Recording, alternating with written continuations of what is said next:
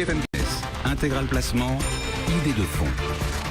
Avec Mathieu Caquino depuis Morningstar. Bonjour Mathieu.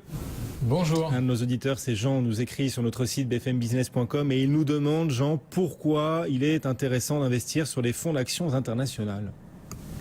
Oui, alors l'intérêt principal d'un fonds global, c'est de pouvoir gagner une exposition à un très grand nombre de marchés avec un seul produit financier. Alors pour un investisseur, c'est vrai qu'allouer son portefeuille entre les différentes zones géographiques, c'est un exercice un peu compliqué.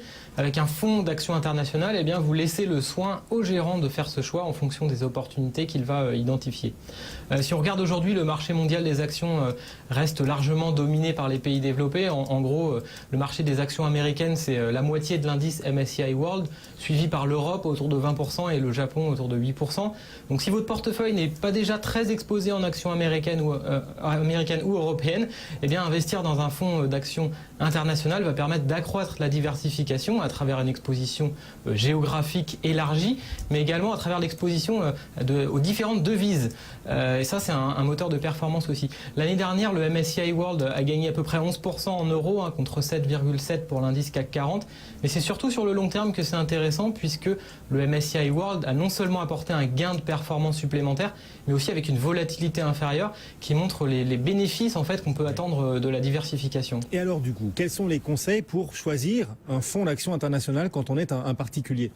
Oui, je crois que la qualité de l'équipe est vraiment primordiale, puisque ces fonds ont par définition un terrain de chasse qui est immense, constitué de milliers de sociétés de tailles très diverses, qui évoluent dans des pays avec des dynamiques différentes qu'il faut bien sûr prendre en compte.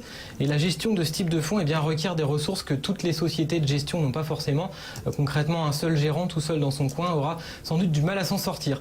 Alors comme pour tous les fonds, l'investisseur doit aussi garder un œil sur les frais. Il faut bien sûr regarder la performance, mais en privilégiant là encore le long terme, avec une prise en compte de la prise de risque.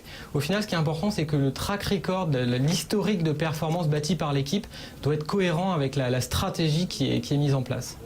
Alors du coup, soyons encore plus concrets, Mathieu, est-ce qu'il y a des fonds d'action internationale que vous recommanderiez particulièrement à nos auditeurs, à nos téléspectateurs ce matin ?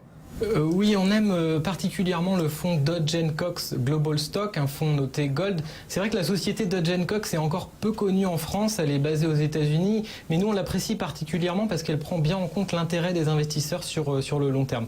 Alors ici, il n'y a pas de gérant star, clairement, c'est un vrai travail d'équipe, un portefeuille qui n'hésite pas à sortir des sentiers battus. Par exemple, l'équipe a récemment investi dans le pétrolier brésilien Petrobras, en dépit des récents scandales de corruption, parce qu'ils sont vraiment convaincus de la qualité des actifs de la société.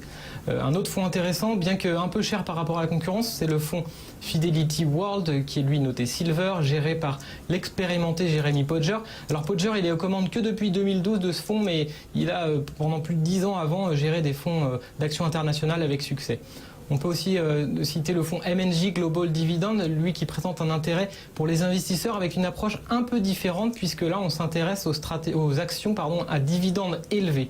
C'est un fonds noté Silver. Et puis enfin, on ne peut pas négliger les ETF, par exemple chez iShares ou Lyxor, ces ETF qui répliquent la performance des indices mondiaux avec des frais imbattables. Et ça, c'est un avantage clé dans cet univers compétitif. Voilà quelques idées.